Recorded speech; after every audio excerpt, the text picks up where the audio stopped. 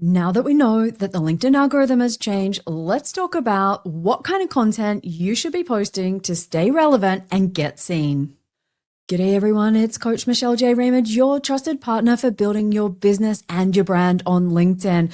And listeners, there is no doubt that last week's episode on the changes to the LinkedIn algorithm was super popular and it blew up. It just goes to show you that people were wondering what is going on LinkedIn. And this week, we're going to go a little bit further down the rabbit hole called the LinkedIn algorithm. If you're a B2B marketer that is listening to this podcast and wondering what you should be doing about your content strategy on LinkedIn for the rest of the year, then don't worry. Today's episode is super practical, as always, actionable. I'm going to share a quick recap of what changed. If you want to know more, go back to the last episode. I'm then going to go into the 3 types of content that I definitely think that you should be exploring if you're not already. And the third thing, which I think is most important, is how do you use these types of contents and build some kind of repeatable content strategy for your business. After you finish listening to this episode, you are going to know exactly what to post that aligns with what the LinkedIn algorithm is rewarding. So let's get into it. For those of you who missed last week's episode, if you want the full details, go back and have a listen before you listen to this episode. But here's a quick recap. Long story short, LinkedIn's algorithm shifted in June 2025, and they are moving away from a reach to a relevancy model. Now, reach is the number of impressions. So how many sets of eyes saw your content? That's the thing that we love, that we're addicted to, that quite often people who work in social media management or page admins or doing it for themselves, you would be following that number because we've been taught that bigger is better. Now, what have LinkedIn replaced this with? Relevancy. So they're saying, you know what? We are actually going to make sure that your content gets seen by the right people, not necessarily more people. Now, there's pros and cons for both, but right now I'm on team relevancy. I can see that this would actually work out in the long run. Bumpy ride in the meantime, as I shared last week, and especially for those of you who have to report on numbers. Like I've had some explaining to do to some of our company page management clients and our Thought Leader Pro content clients and saying, look, just hang in there. This thing's going to adjust itself and it will sort itself out in the, short to medium term.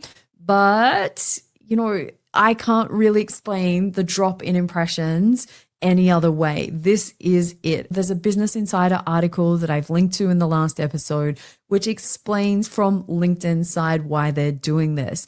They want you to start creating content that really builds community, has conversations, keeps people loving LinkedIn, and connects members to opportunities. So when you keep this thing in mind, it's important to make sure that you align your content strategy with what kinds of content that LinkedIn are rewarding. Because if you keep creating the same thing that you did 6 months ago or even 3 months ago, unfortunately, your content strategy is going to come unstuck and it's going to get really, really painful. I really don't want that for you, listener. So in today's episode, I'm going to talk about 3 types of content that I really think you should make sure are a part of your content strategy. And then at the end, we'll go over how we would incorporate them into a repeatable content plan. Because if you don't have that and something that you can work towards, honestly, if you're creating content on the fly, you just go off in all the wrong directions and will default back into the types of content that you were creating that won't really have that relevancy that we're after on LinkedIn. Let's jump into the 3 types of content that I really think should be a part of your content strategy for 2025 based on these algorithm changes. When we're looking at the 3 content formats that I really believe that you should include as part of your content strategy going forward, if you aren't already, and for long-time listeners of this podcast, you are going to be going, but Michelle, you've been talking about this for the best part of 12, 18 months. Actually, it's the same strategy that I've been following for that amount of time, maybe even longer if I was to go back and pull out some numbers. But right now it is so hot that I just cannot believe it's like winning the content lottery on LinkedIn. Here are the 3 content formats which I encourage you strongly to make sure are a part of your LinkedIn strategy for the rest of 2025. And I'll be keeping an eye on these to make sure that they're still working. And if anything else shifts, then we will come back and reassess that. So 3 types, let's get to them. Polls, number 1. Honestly, whether it's your company page or your personal content, the reason I'm starting with these is that the new LinkedIn algorithm loves to show your content to relevant audiences, and it decides that based on who's engaging with your content and whose content you're engaging. So by that, I mean likes and comments and that kind of stuff, even who you're connecting with in the DM. So it is watching how you are behaving, not just in your posts, but all the other activities that you do. So people that are engaging with your polls, that is a great way to teach the algorithm who's seeing your content. Now, the cool thing about polls, and I did a whole episode on this not that long ago, is the fact that they are still really great for reach. Like I'm finding compared to my normal posts, the reach on polls is still about 3 to 4 times that. So from that perspective, we're winning both ways. We're getting engagement and we're getting reach. We're teaching the LinkedIn algorithm who wants to see my content. So then it knows the relevancy for my community and hopefully it's promoting my content more and more. So I love LinkedIn polls. They don't require any time to create graphics, to edit videos, to do deep dives. They are so quick and easy that you really need to include these as part of your content strategy in 2025. Like hands down, easiest for the quickest and best wins that you can get right now. Moving on from there, I'm going to go to my second favorite kind of LinkedIn content that I believe you should absolutely make sure is part of your content strategy going forward, and that is LinkedIn Lives. LinkedIn Lives are something that I've been doing for 5 years, at times weekly or multiple times a week, more recently, maybe once a month. But it's something that I'm picking back up again to get back out there and get more consistently in front of my audience. Why? Because that's really where you build the best communities. Why am I backing them still? Well, it's like this. If you go and have a look, then you will see that LinkedIn has pushed out 3 different types of new ads, and those ads help you to promote the LinkedIn Live events before, during, and after they happen. Now, for some of you who are spending money on ads, this is going to be great. For those of you listening thinking, but I don't run ads, guess what? We still get some of these benefits for free from LinkedIn.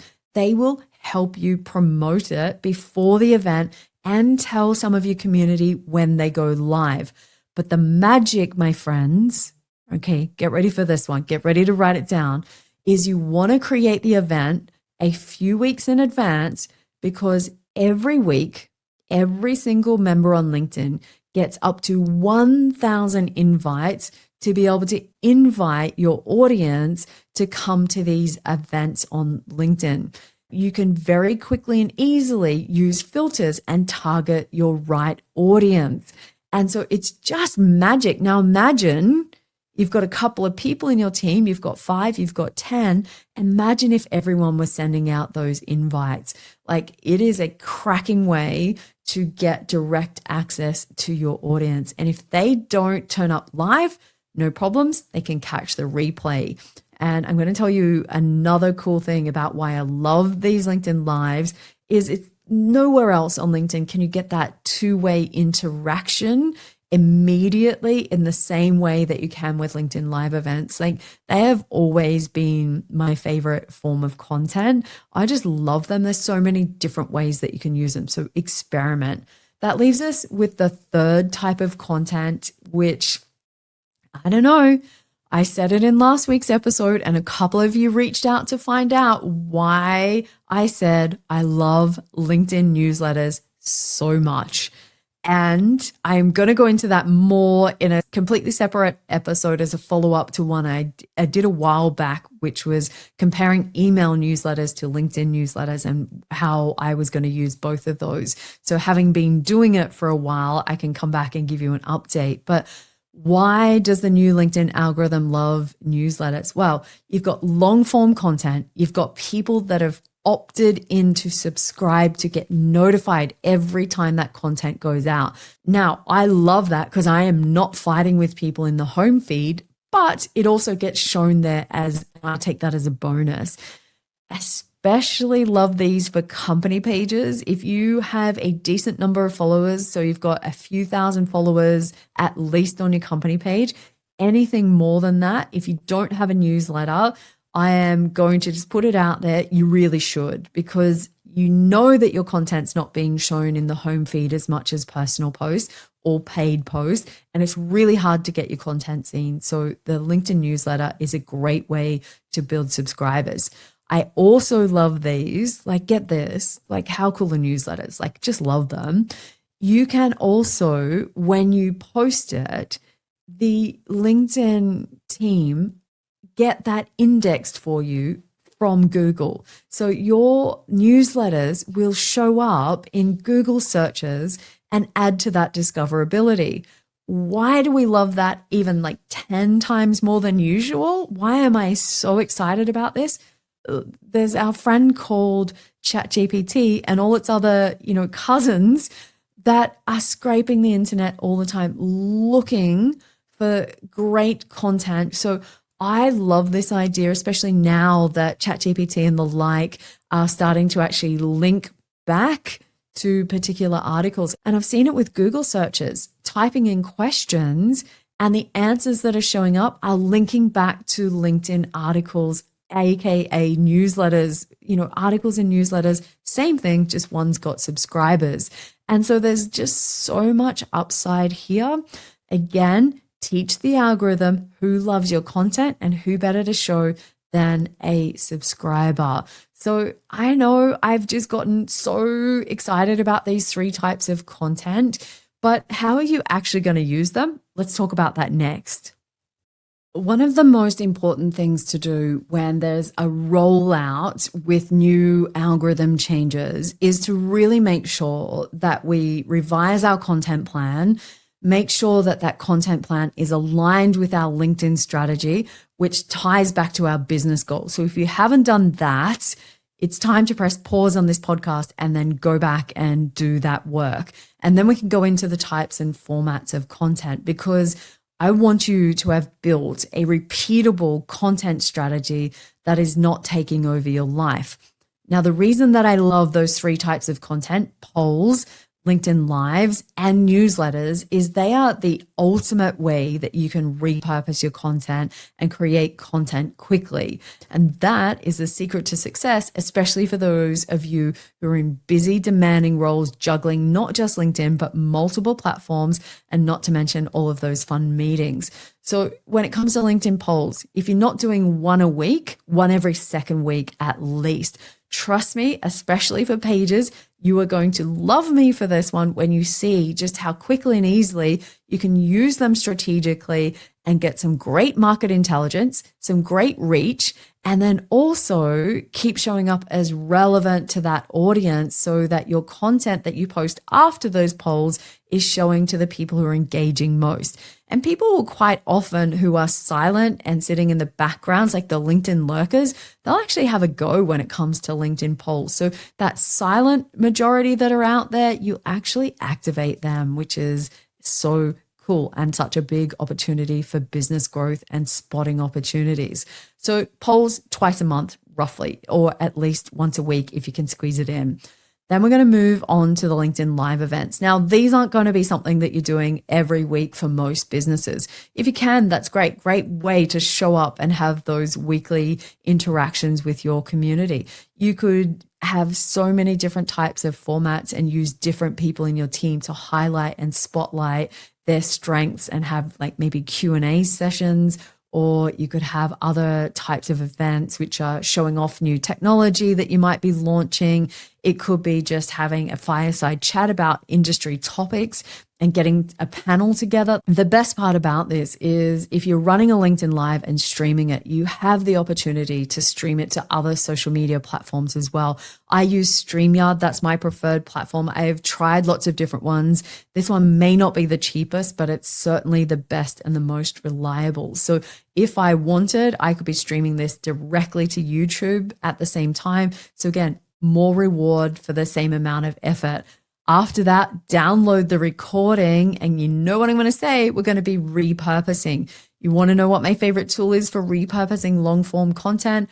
Opus Clips at this point in time is my go-to. I'm going to put all of the details about these tools in the show notes so that you can check them out. Quite often with these affiliate links, you get a discount, I earn a little bit of money, we all win, or you get to try an upgraded plan for free, which is even better. These things make life so easy and make you look professional and really reduce the amount of time that you're spending creating content. When it comes to LinkedIn Lives, there is just so much upside for your business that I honestly just make them part of your plan. They are the best community builders and best for repurposing. No ifs, buts, or maybes when it comes to LinkedIn. And speaking of repurposing, my favorite, as I said, LinkedIn newsletters for the win. Great way to showcase existing content that you've already created. Repurposing some of those LinkedIn Live clips. You can bring in some of your posts. Like, honestly, if you can't hear how excited I am about these three things, I think I should just quit podcasting. Like, that's it. It's over. But you can see for LinkedIn newsletters, I would be recommending one a month for most people would be a good number. I do them weekly. I've got nearly 10,000 subscribers on my LinkedIn newsletter. And that is because every time somebody connects with me or follows me, LinkedIn automatically invite them to subscribe to the newsletter. And a lot of people say yes. The cool thing happens over on your company page as well. Like win, win, win. Like honestly, it is easy when you think about it. And there's a theme here. Go long first and chop it up into smaller bits. So much easier than going short and trying to stitch them together. So another little handy tip there. You're wondering what types of content that you should be posting in those formats, then go and check out my 321 content strategy. I will put the link to that podcast episode in the show notes so you can go back and have a look and say, am I creating content where I'm building that know, like, and trust factor? And the 321 strategy will help you out with that. Honestly, sometimes when LinkedIn changes come about, they have me shaking my head, pulling out my hair, or adding a few more grays, which, you know, there's quite a few these days. But these changes recently, I am just loving them. There is so much to love about the changes with the algorithm that are happening right now, because it absolutely rewards those people who are doing the work to stay top of mind, to interact with their community and be of service with their content. Like that makes me so excited. You all know by now that I am very much all about B2B growth and no hacks. And today's episode is not about providing algorithm hacks for you to try and beat something, but rather to make sure that we work smarter within what we've learned from LinkedIn themselves about what their algorithm is rewarding. Honestly, no one's got time these days to try and just create content that is not generating some kind of ROI, whether it's community building, whether it's brand awareness, or ultimately building those sales pipelines for businesses. That's what I'm here for. So go back and take a look and look for opportunities based on what you've learned today. Is there a place that you can now incorporate content that speaks to the LinkedIn algorithm's new focus on relevancy? How can you make sure you're interacting with your community using polls, using LinkedIn Live events, or using LinkedIn newsletters? If you're someone that has been listening to this episode and you're as excited as I am, but maybe a little apprehensive on how you can implement this in your business, well, guess what? That is why my business exists. That is what I'm here for. This is just a little taster for you about some of the cool ways that we can leverage LinkedIn to grow your business. If you are struggling, if you don't have time to figure it out, why not just book a call with me? The details are in the show notes. We can have a chat and I can figure out what is the best way that my services will help you achieve your LinkedIn goals in 2025 beyond just these LinkedIn algorithm updates. It is what I love. It is why B2B Growth Co exists. And so if you are someone that is ready to do this, I'm ready when you are. If you've really loved these episodes on the LinkedIn algorithm, then I've got a special treat coming up for you in a couple of episodes. We will have LinkedIn's very own Ty Heath from the B2B Institute coming to share her advice on what B2B marketers are doing wrong on LinkedIn. So wherever you are, don't forget, hit subscribe to the podcast so that you don't miss out on that conversation. So until then, cheers.